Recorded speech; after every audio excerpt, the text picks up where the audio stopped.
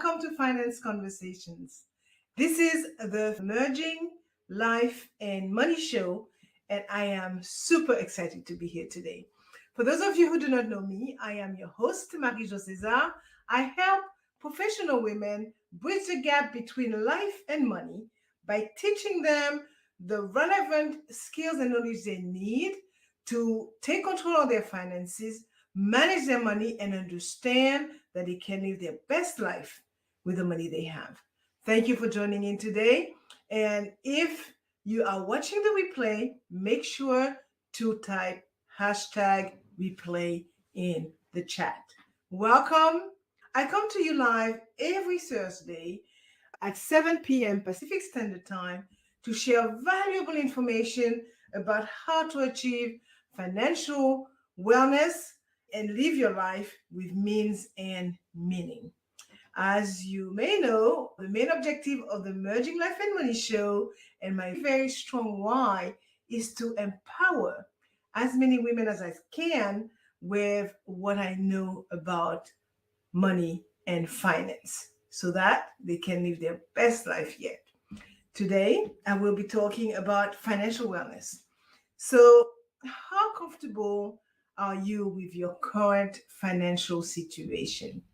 If you are not, don't worry, you are not the only one, because recent statistics show that only 34% of Americans consider themselves financially healthy.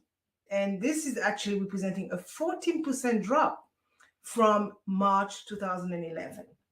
But this begs the following question.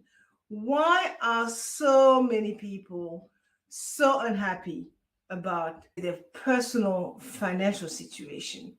I would say that there are many reasons for this, including the lack of financial consciousness, the lack of financial education, poor money management skills, and as we all know, the high level of debt. So grab a pen and a notebook, as you may want to take some notes today and share them and discuss them with your colleagues, family members, friends, etc., because it is all about sharing values that could benefit others. So if you have any questions whatsoever, make sure to type them in the chat and I will get back to you after the show. So let us start. Today, I will talk about financial wellness, and I will focus specifically on what is financial wellness and why you should care about it, how to assess your current financial situation, and the benefits of being financially healthy. So let me give the show some context. So according to a study by the National Foundation for Credit Counseling, nearly 2/3 of Americans feel uncomfortable discussing their personal finances, and that is a lot of people struggling with something that is so vitally important to their lives. Also, it is important to note that neglecting your finances can have serious consequences. So first, I am going to look at how we define financial wellness and why you should care about it. So financial wellness is the state of being able to meet your financial obligations and having a plan in place to reach your financial goals. So financial wellness includes everything from saving for retirement to budgeting for a rainy day. So in order to be financially well, you need to have a firm handle on your finances. Basically, you should be telling your money where to go instead of finding out where it went. There are a few components to financial wellness. The first one is financial mindset. This is your relationship with money and how you think about it. The question is, do you see money as a source of stress, or do you view it as a tool that can help you achieve your goals? If you have a positive financial mindset, you are more likely to be financially well. The second component of financial wellness is financial knowledge. This is knowing how to manage your money and make wise financial decisions. There are a lot of resources available to help improve your financial knowledge today, including books, including the internet. Many websites address this topic, and there are tons of financial courses. Now, the third and final component of financial wellness is financial habits. This is everything from saving money regularly to paying your bills on time. Financial wellness is not something that you achieve overnight. Let me say that. It is a journey that takes time and effort, but if you are committed to becoming more financially well, the reward will be worth it. So, why should you care about financial wellness? For one, it can improve your overall health and happiness. That's for sure. So, when you're stressed about money, it can take a toll on your mental and physical health. But when you have a healthy financial mindset, you are more likely to be happy and productive, both at work and at home. Financial wellness can also help you achieve your long-term goals. Yes. And by developing good money management skills, you will be able to save more, invest wisely, and build wealth over time. So I will conclude the first point by saying that financial wellness is important because it allows you to have a healthy relationship with your money. And it can help you to be more mindful of your spending, save for the future, and make sound financial decisions. So by taking steps toward financial wellness, you can improve your overall well-being and you can also improve your peace of mind. Now, let's take a look at the second point, which is how to assess your current financial situation. When it comes to our finances, most of us tend to just go through the motions. We work hard, we earn money, we pay our bills, and we save what's left over. But is that really enough? After all, if we are not working towards something bigger, like a specific goal or life purpose, what's the point? So it is important to take some time for reflection and do a financial assessment that involves looking at your money mindset, your life purpose, clearly your numbers, your spending habits, and your overall financial situation.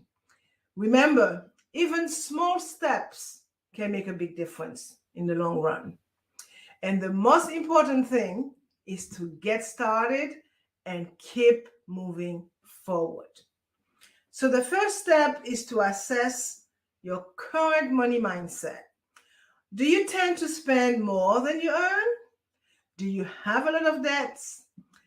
Are you comfortable with risks, or do you prefer to play it safe? Once you answer these questions, you will be able to determine your financial goals. The second step is to figure out your why. Once you know your why, you can begin working towards your financial goals and allocate your money accordingly. In so doing, your financial plan will align with your life purpose. I will add that it is very important to know your why. Why do you want to save money? What is your ultimate goal in life? Is it to retire early? Is it to travel the world? Or is it to build a business? The point I'm trying to make here, knowing your why will help you stay motivated when times are tough, and will also help you make better financial decisions. The third step is to get organized with your numbers. Gather all your information, including your income, expenses, debts, are your investments, your tax information, etc. This exercise will give you a clear picture of where you stand financially. Once you have gathered everything that you need, it is time to start crunching the numbers. Determine your total monthly income and expenses, as it will give you an idea of how much money you have available to put towards debt and towards your investment each month. Calculate your net worth. This is simply the value of your assets minus your liabilities. So your assets include things like savings, investment, property, and liabilities are things like credit card, debt, student loans, and mortgage. Take a look at your debt to income ratio. This is the amount of debt you have divided by your total income. And let me add that a debt to income ratio of 36% or less is considered healthy. The fourth step is to take a close look at your spending habits and be honest with yourself when answering the following question. Do you tend to spend money impulsively, or do you stick to a budget? Also, find out if there are areas where you could cut back on your spending. The fifth step is to assess your debt situation. How much debt do you have? And what are the interest rates? This is information that you must not only have, but also understand. Are there any debts that you could pay off sooner by making higher payments? And the final step is to take a look at your savings and your investment goals. So do you have enough saved for retirement? So, for example, if your employer has a 401k plan, are you maximizing your contributions? And are you on track to reach your other financial goals? If you are not happy with where you are at, don't be afraid to make some changes. Sometimes all it takes is a little financial tweaking to get things back on track. I will conclude the second point by saying that it is important to take the time to assess your financial situation, as it allows you to get a better understanding of where you need to make changes. This will help you make better money decisions in the future and will also help you reach your financial goals.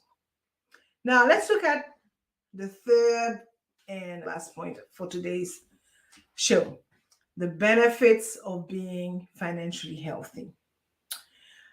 Did you know that being financially healthy has a variety of benefits? Just like your physical health, your financial health is key to your overall well-being, and being financially healthy will give you peace of mind. And knowing that you are in control of your financial future can be a huge weight off your shoulders. As a matter of fact, when you are financially healthy, you have less stress in your life, period.